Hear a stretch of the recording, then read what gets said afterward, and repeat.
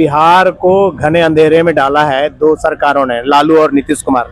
तो मंगल पांडे जी जैसे हैं उसी तरह मंगल राज चल रहा है।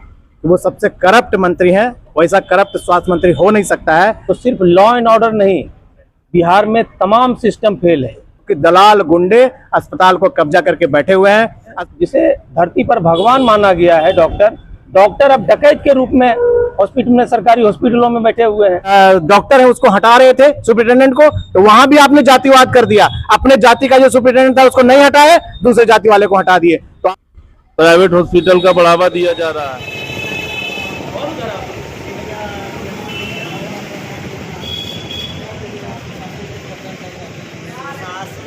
ये बिहार को घने अंधेरे में डाला है दो सरकारों ने, लालू और नीतीश कुमार, और इनको बैसाखी बनकर के बीजेपी ने मदद किया।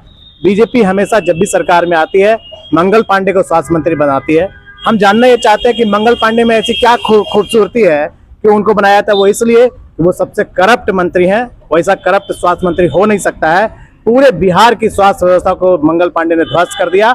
आप जमुई में हैं, आप जमुई अस्पताल जाकर के देख लीजिए, दलाल गुंडे अस्पताल को कब्जा करके बैठे हुए हैं। अस्पताल के चारों तरफ जो प्राइवेट क्लिनिक है वो नहीं होना चाहिए, नियम है, लेकिन प्राइवेट क्लिनिक वाले चारों तरफ वहां पर बैठे हुए हैं, उठा करके मरीज को ले जाया जा रहा है। ऐसी परिस्थिति में रेप पीड़िता को जब आप इलाज नहीं दे सकते हैं तो आम आदमी को इलाज आप नहीं दे सकते, ये क्लियर कट बात है। तो आपको बने रहने का क्या हक है? हम लोग इस बात को लेकर के आए हैं कि एक दलित बच्ची को रेप किया गया और वो बीभत्स तरीके से, निर्भया कांड से भी ज्यादा खतरनाक तरीके से उसके साथ दुष्कर्म हुआ है, और उस बच्ची को मुजफ्फरपुर और पीएमसीएच में इलाज नहीं मिला, और आप वहां भी जब जो डॉक्टर है उसको हटा रहे थे सुपरिटेंडेंट को, तो वहां भी आपने जातिवाद कर दिया। अपने जाति का जो सुपरिटेंडेंट था उसको नहीं हटाए, दूसरे जाति वाले को हटा दिए। तो आप इस तरह से बिहार में स्वास्थ्य व्यवस्था और घुसखोरी को चरम पर ला दिए हैं।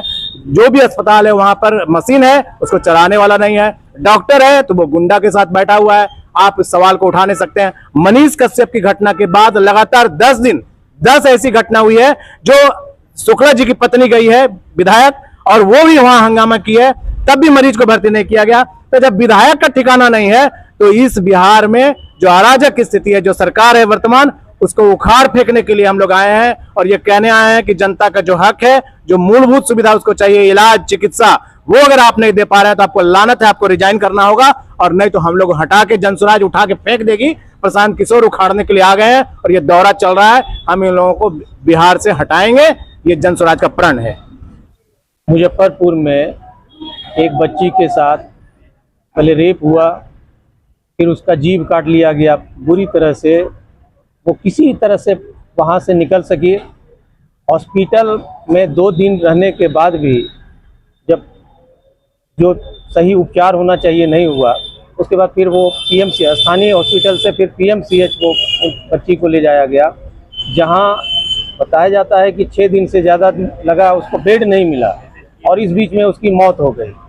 देखिए, अगर एक लाइन में कहा जाए तो सिर्फ लॉ एंड ऑर्डर नहीं, बिहार में तमाम सिस्टम फेल है। कोई सिस्टम काम नहीं कर रहा है। जो जीवन रक्षक के लिए जो लोग हैं, जिसे धरती पर भगवान माना गया है डॉक्टर अब डकैत के रूप में हॉस्पिटल में, सरकारी हॉस्पिटलों में बैठे हुए हैं।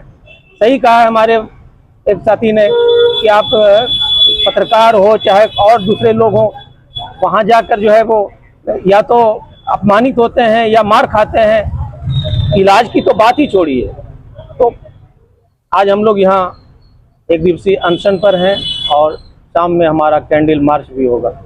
अभी मौजूदा सरकार और बीजेपी के जो आपके स्वास्थ्य मंत्री मंगल पांडे जी हैं, तो मंगल पांडे जी जैसे हैं उसी तरह मंगल राज चल रहा है।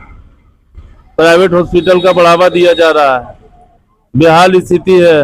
देख रहे हैं कुछ दिन पहले आपके चौथे स्तंभ के यूट्यूबर जो है मनीष कश्यप जी गए, उनके साथ क्या हाल हुआ। वो वहाँ का बदहाली दिखाना चाह रहे थे, तो पता चला कि कैमरा से डिलीट करके जो है उनके साथ मारपीट भी किया गया।